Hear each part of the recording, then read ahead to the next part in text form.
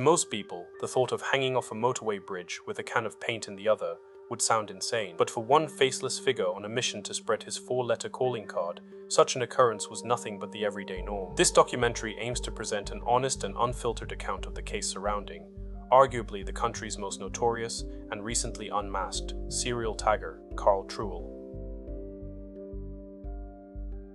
Karl Truell, better known to some under the graffiti alias Pork, was born in the late 1980s, being documented at 37 years of age as of March 2026. But long before he was known to the police as a recidivist vandal, Truell was a celebrated figure in the professional skateboarding world. His rise to notoriety began as a teen in the late 2000s, where he left Auckland to join a skating crew in Sydney. Truell wasn't just a hobbyist, he was an elite athlete, featured on professional DVDs and documented in magazines, known for his skill and a particular taste for punishing his body to perfect a trick, such as high-risk ollies over massive sets of stairs. This appetite for adrenaline would later become the literal foundation for Truell's career as a graffiti artist. And by 2016, although he was still landing covers for professional skating magazines, his focus was shifting towards an emerging alter ego. This period marked the beginning of a dual life. While the skateboarding world saw a world-class talent, the urban landscape began to see the rise of the 4-letter word, pork, which would become Truell's clandestine moniker. Over the subsequent years, the athlete would slowly retreat into the shadows,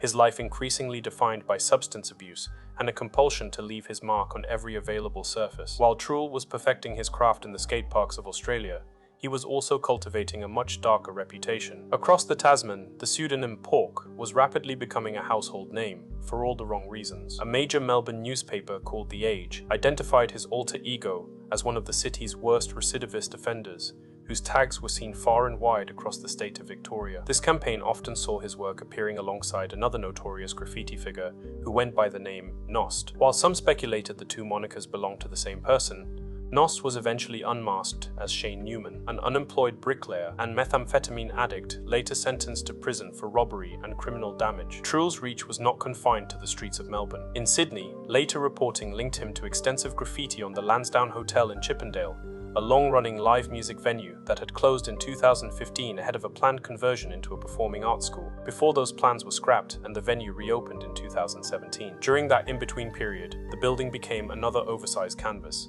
Photos posted online reportedly showed the upper floors plastered in his tags, accompanied by the casual caption that he sometimes got, quote-unquote, a lil carried away. After a stint of traveling through Europe in late 2019, where his signature was spotted as far away as Paris, Truell eventually returned to resettle in New Zealand. Following the global pandemic and a subsequent surge in urban graffiti, by 2022, the Pork tag had firmly secured the top spot on the priority list for the authorities. The investigation into the identity of Pork was complicated by the artist's carefully cultivated, enigmatic persona. The same year that the heat was ramping up from the police, a 16-minute documentary titled Full-Time Pork was released on YouTube, following the artist's exploits throughout the city of Wellington. In the doco, Truell's face and voice were obscured as he was shown committing acts of vandalism, shoplifting aerosol cans of paint by stuffing them down his pants and socks, as well as Truell evading pursuers. The footage also offered a rare look into the philosophy driving his high-stakes lifestyle. Addressing the inherent chaos of his choices, he remarked, "It is ridiculous,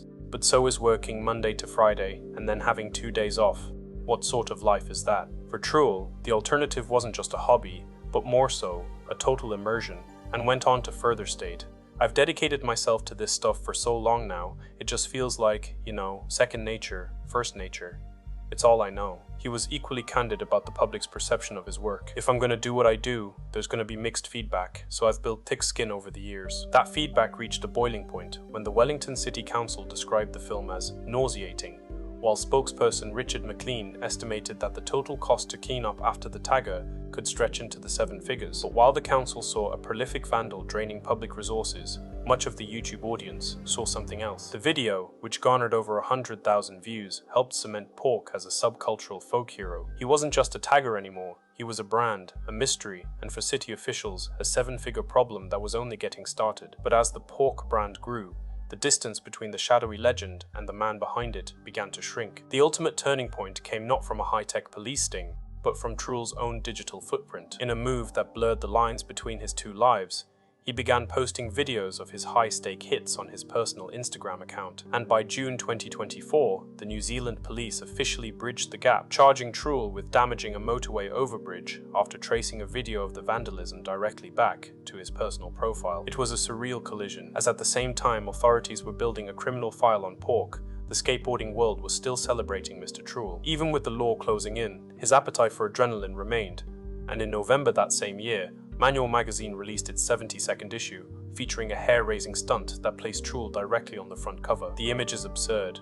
Truell is shown perched at the lip of a massive concrete pillar, high above a motorway bridge, with his board positioned just moments from dropping in. The scale of the structure makes the moment feel less like a standard skate spot, and more like a dare against gravity itself. Truell had messaged the crew at 11 p.m. to devise a plan involving spotters on overbridges, and a getaway driver circling the lanes below. Video footage captured the brutal reality of the risk. After a second attempt at dropping in from 5 stories up, the impact was so great it snapped Truell's skateboard, leaving him splayed across a live motorway lane. Unable to stand after doing the splits upon impact, he had to be scooped up and stuffed into a waiting car by friends before being rushed to the emergency room. The emergency room visit following the motorway stunt should have been a wake-up call, but for Truell, it clearly wasn't.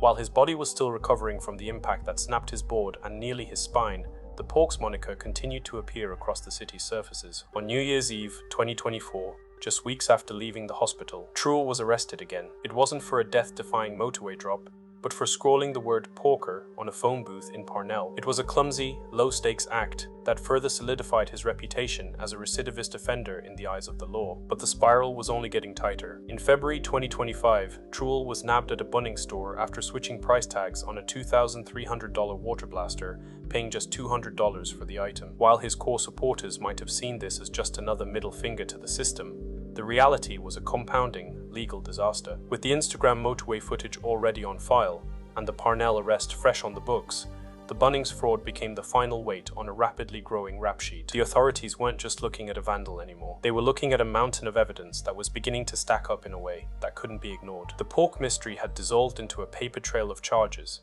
leaving Karl Truell with nowhere left to run. On March 20th, 2026, the transition from shadowy folk hero to criminal defendant was complete. Karl Truell nervously entered the dock in the Auckland District Court and appeared before Judge Kirsten Lummis. It was a polar opposite image to the fearless, gravity-defying athlete featured on the 72nd issue of Manual magazine. Amidst the heavy media presence and the muffled tapping of reporters' laptops, the atmosphere in the gallery was one of quiet but undeniable tension. In the public gallery, Truell's girlfriend was seen wearing a t-shirt emblazoned with the Pork moniker in bright pink bubble lettering. Truell himself appeared in the dock wearing a different Pork design, which read, "Unofficially sponsored by Bunnings," a brazen nod to the very charges he was there to face. The hearing revealed just how deeply the moniker had penetrated the public consciousness. In a moment of pure surrealism, Judge Lummis admitted that even her own son was obsessed with spotting and pointing out the Pork tag whenever it appeared. But any hope for a fan moment was quickly extinguished by the legal reality.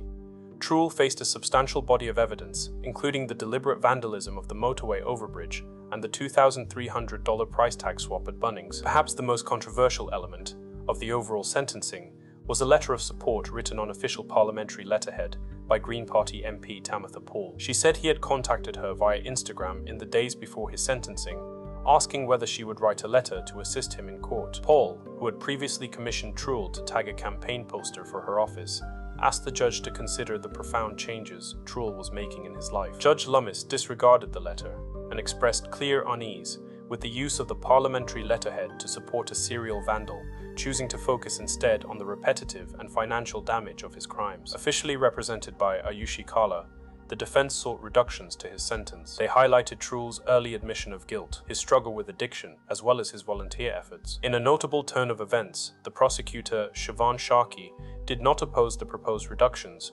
clearing the way for a more rehabilitative sentence. After his legal representative presented the defense's case, Truell addressed the judge directly. He admitted that his addiction had been one of the most challenging things he had ever faced, and mentioned his involvement with the mural project at Papa Toi Toi High School, as well as ongoing talks with the K-Road Business Association about a potential exhibition. Despite a relapse just 1 week before sentencing, where he was caught tagging a building on Hobson Street, a mere stone's throw from the very court where his fate was to be decided. The judge acknowledged his ongoing struggle with rehabilitation and the difficult, often jagged path to recovery. Like many people in your situation trying to extricate themselves from addiction, it's not a linear journey. We expect people to have bumps in the road, and this is what I'm seeing, Judge Lummis noted. She went on to further state, "What is really cool to see is you are using your artistic abilities to try to do some positive stuff, and that is fantastic. I can see some of the potential in the artworks that I have seen." But she was careful to finish with a firm reminder. It's about painting in appropriate places. With that, the clandestine pork era was officially brought to a close in the eyes of the law.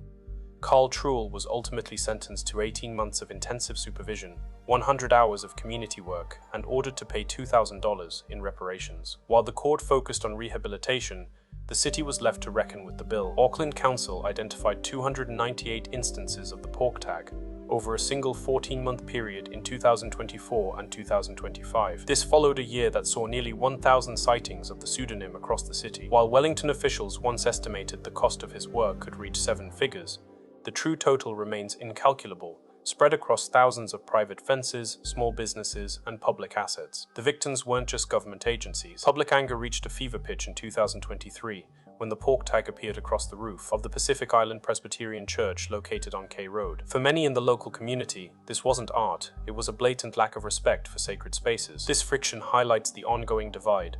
Is pork a world-class artist whose work belongs in a gallery, or a serial vandal who has been allowed to drain public resources for too long? As we ponder the question, today the man who once dominated the Auckland skyline from 5 stories up resides in a modest sleepout at his mother's home in Mangere Bridge. The contrast between the skateboard pro, featured on international DVDs, and his current reality underscores the toll of his dual life. During his sentencing, Truell candidly admitted that his path was definitely not worth it, and that at 37 years old, he realizes there is more to life than scribbling on walls. Now attempting to transition his notoriety into a legitimate future, Truell has become involved with mentoring youth, hoping to steer others away from the non-linear journey of addiction and vandalism. He's also begun selling legal pork merchandise, including stickers and skate decks, usually out of stock due to popular demand, but available via his Big Cartel web store. It's a final transition for dear old Mr. Pork, taking the brand he built in the shadows of back alleys and phone booths, and finally bringing it into the light. The story of Karl Truell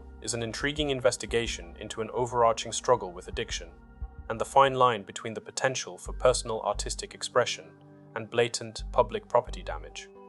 What are your thoughts on the final outcome for Karl Truell? Is 18 months of supervision and a few thousand in reparations a fair trade for a decade of citywide damage, or did he simply get off light? And the bigger question, do you see the man as a world-class artist whose work belongs in a gallery, or a serial vandal who finally ran out of luck?